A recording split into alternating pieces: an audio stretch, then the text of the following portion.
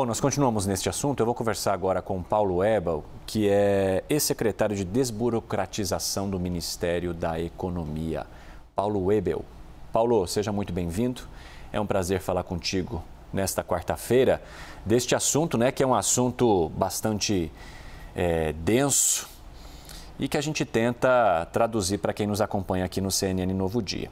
Eu gostaria de saber primeiro, Paulo, se este projeto, essa proposta, ela tem brechas que poderiam favorecer a indicações políticas ou a ocupação de cargos também por meio de indicações políticas, principalmente com esses cargos temporários ou com essas avaliações que poderiam levar a demissões de servidores públicos, né, a partir do momento em que ela for aprovada, se ela for aprovada de fato. Como que você vê essas questões? Evandro, bom dia aos telespectadores da CNN. Primeiro, eu queria concordar com todos os que falaram durante a matéria sobre a importância de avançarmos em uma reforma administrativa. O secretário Caio Mário Paz de Andrade foi muito feliz, colocou que o impacto que tem na vida das pessoas, no dia a dia, na qualidade das escolas, da saúde, da segurança, é muito grande. E, na minha opinião, a reforma administrativa ela tem que ser para profissionalizar o serviço público, para trazer ainda mais segurança, ainda mais tecnicalidade e para blindar para qualquer tipo de interferência política. Então, um dos avanços da reforma administrativa é tornar, por exemplo, obrigatório você fazer uma seleção com critérios objetivos para ocupação de cargos, mesmo os cargos chamados em comissão. Então, isso é uma mudança muito grande que acompanha as melhores práticas internacionais. Hoje, no Brasil, isso não acontece. Então, você pode colocar uma pessoa que não tem, talvez, o preparo adequado numa função, mesmo que ele seja servidor público de uma área social, talvez ele não tenha a expertise para trabalhar na área econômica.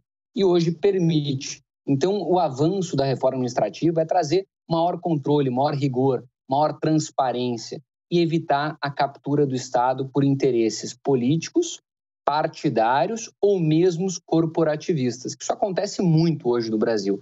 Hoje você vê algumas corporações que colocam o seu interesse acima do interesse público. Eu entendo que tem dois pontos da reforma que são muito importantes serem alterados. O primeiro é que o corte de privilégio valha para todos os servidores, inclusive os servidores da ativa. E o segundo ponto é a inclusão dos membros de poder, tanto do poder judiciário quanto do poder legislativo.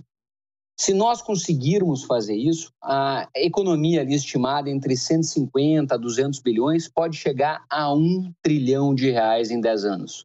Com esse valor, nós conseguimos universalizar água e esgoto tratado para todos os brasileiros. Isso muda o país de patamar, evita mortalidade infantil, evita várias doenças relacionadas à falta de água e esgoto tratados. Então, nós temos sim que avançar nessa pauta, é uma pauta decisiva para o futuro do nosso país.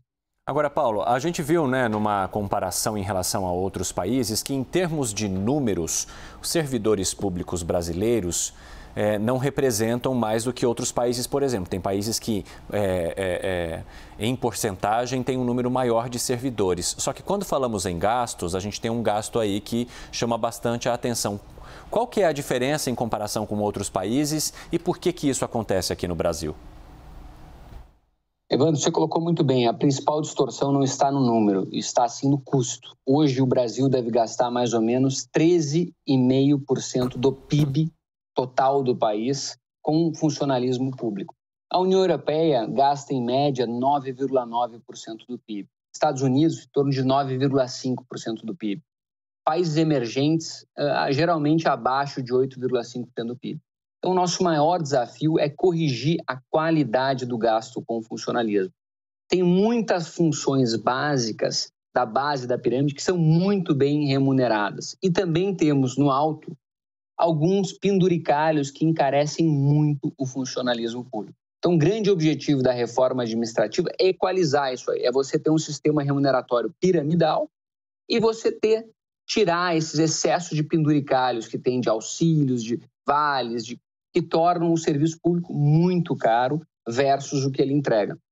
Hoje, se você analisar o Brasil em comparação com outros países, o Brasil tem uma carga tributária proporcional à de países desenvolvidos, maior, por exemplo, que Estados Unidos, maior que a Austrália, só que entrega serviços públicos numa qualidade ainda muito inferior, de países em desenvolvimento. E essa diferença que gera maior insatisfação da sociedade com a qualidade dos nossos serviços. Então, nós precisamos, de um lado, melhorar a qualidade do serviço público e, de outro, ter uma carga tributária mais condizente com a realidade do nosso país. Agora, só para finalizar, Paulo, o que a gente viu agora na aprovação do orçamento de 2022 foi um movimento oposto a isso, né? Porque a gente viu, por exemplo, uma categoria de servidores federais tendo ali um aporte aprovado em quase 2 bilhões de reais para reajustes salariais. Isso iria na contramão do que uma reforma administrativa buscaria, por exemplo? Sem dúvida, você tem que pensar o serviço público de uma forma completa e não ficar cedendo a pressões de uma categoria A, B ou C.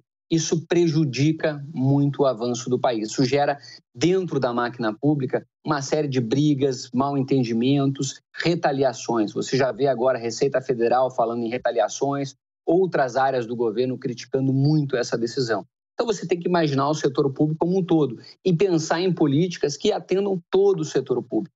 Por exemplo, melhorar os mecanismos de avaliação e desempenho de servidores, melhorar os mecanismos de remuneração com base em desempenho, você ter mecanismos para punir os maus servidores e até mesmo afastar do serviço público se eles não estiverem entregando serviços públicos de alta qualidade para as pessoas. Então, você tem uma série de mecanismos que vão beneficiar todo o setor público e não apenas uma categoria. Então, na minha opinião, nós deveríamos pensar primeiro em iniciativas que venham o todo e depois eventualmente corrigir uma distorção ou outra em alguma categoria, mas isso não deveria ser a prioridade. A prioridade deveria ser a reforma administrativa. Paulo Webel, que é ex-secretário de Desburocratização do Ministério da Economia, obrigado por conversar com a gente nesta quarta-feira. Boas festas para você e para a tua família. Obrigado, boas festas para todos. Até a próxima.